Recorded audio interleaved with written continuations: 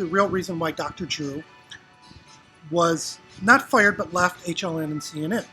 And I know this from Dr. Bruce Heichberger. You may know him from one of the podcasts Dr. Drew does, but he's also head of addiction medicine at Kaiser. So, and we sort of had a rapport because my father did studies with Rudolf Dreikurs, who's one of the big founders of psychology and Adlerian psychology. And my father studied with Dreikurs, did studies on sadism and police. Anyway, so Dr. Drew left because he was concerned about the science and literacy at CNN. And, as a doctor, you cannot get, you can lose your license to practice if you're in the media and you're putting out misinformation. If you might have followed, Dr. Oz was sort of on the rocks because of that issue. But they were giving him scripts about things that were just misinformation. He's talked on his podcast about science and literacy in journalism. And so he was concerned about CNN writers not really understanding anything about science. And so he left in a mutual agreement. It had absolutely nothing to do with saying anything about Hillary Clinton's illness, which is a perception out there. Even though it's very, very serious that Hillary Clinton did have a head injury. And I'll also tell you that she has multiple sclerosis. Anyway, and I found that out from a doctor, not Dr. Drew, who shouldn't have given me the information. But anyway, part of why I'm doing this is because of science illiteracy among journalists. Interestingly enough, I started in journalism, but I thought all the people from the two University of Wisconsin papers were so stupid.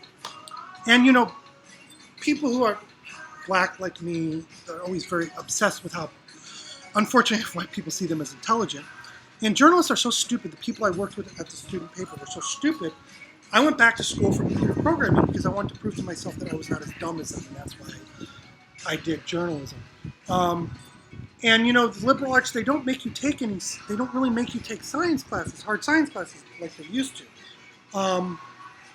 So a lot of people graduate from college not understanding anything about science, which I'm sort of making these very crude videos. They'll be better about talking about science in sort of an offensive way. And there's another issue that I sort of know about in terms of honesty in science and in reporting. And the person I'm going to talk about here probably won't like this, but I don't really give a fuck. I dated Phil Hirschkorn's younger sister. I won't tell which one. But Phil Hirschkorn, as you know, is a producer at PBS NewsHour. He was at 60 Minutes. We were going to have a baby. His sister was on Paxil, right? And Phil Hirschkorn had done a story, an investigative story, one of the best investigative journalists in the business, on how Paxil causes birth defects. The baby, the little girl, was born with a hole in her heart. When there's a hole in her heart, it was growing because of the Paxil. And his sister stopped taking Paxil for a while, which was very difficult for her, but she wanted to have the child. And the doctor knew about this. We saw the ultrasound. The hole in the heart, it basically started by taking Paxil in the very first month, right? Feel free to sue me, Paxil. But that's a problem. CNN did not want to run that story because of pharmaceutical advertising. And in a similar way, I think that Dr. Drew had some problems talking about issues with the opioid epidemic, which is created by pharmaceutical companies. And so science ignorance in journalism, science is pity, is what makes people not make these stories important. We don't understand what the opioid epidemic is really doing because people in journalism don't understand the science of it. They don't really understand, science is not just, it's not just about things like genetics. There's also things around it like, population genetics. Evolutionary biology studies a lot of social stuff. And the social phenomenon around science, because one of the theories in evolution now is that genes don't just change on their own chaotically. There is a theory that has been codified around flamingos pooping on their legs to keep themselves cool, that things become coded in animals' genetics through practice, basically. And now in humans, they're sort of finding that like traumatic memories may actually stay encoded in people's genes. And this may actually be the reason that some African Americans are afraid of dogs, because of the way that dogs were used against them, and they have automatic fear of dogs.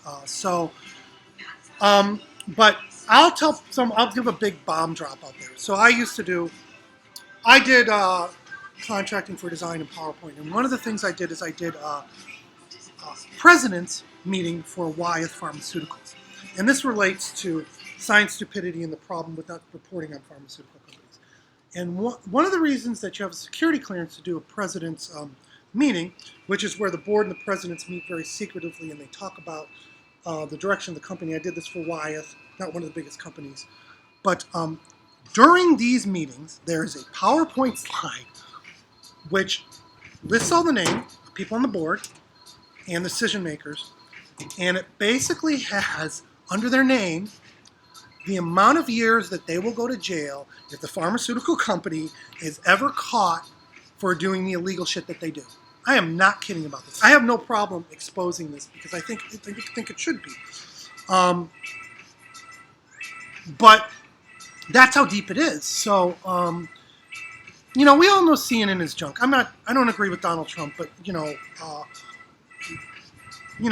Chomsky is on mainstream media, and if you've ever read, Manufacturing Consent, he's in the whorehouse basically. And CNN is not there's a lot of ways that mainstream journalism manipulates stories, scrubbing stories, all sorts of things that I've seen in the mainstream media. And they do massage stories. The reason that people are following independent journalists is because they're seeing there's lies in it, right?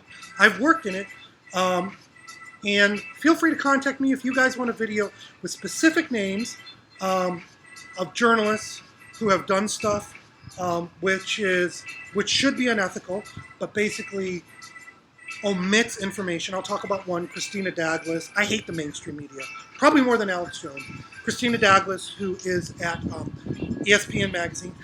She was an editor of the Badger Herald at the University of Wisconsin-Madison, and she scrubbed stories that were in the Badger Herald online at the behest of the administration of the University of Wisconsin. One of those stories was about a student body president named Cedric Lawson, who now works in D.C., and Cedric Lawson wrote checks to himself from the segregated fees fund.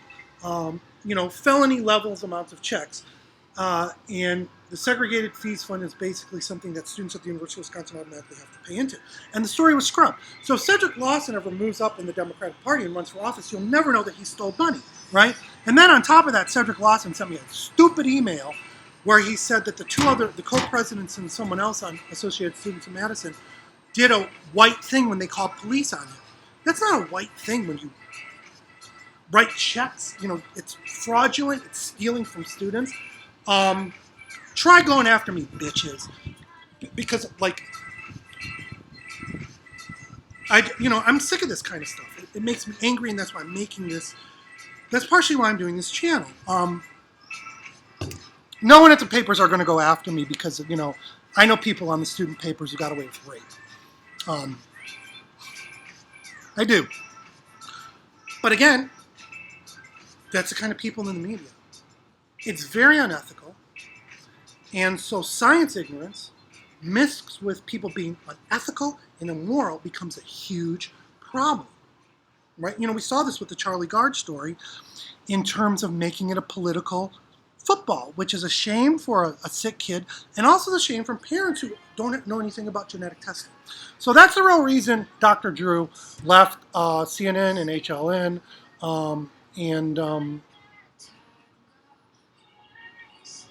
science ignorance in journalism is a real problem, and it relates to the problem of people in colleges not getting a good science education anymore.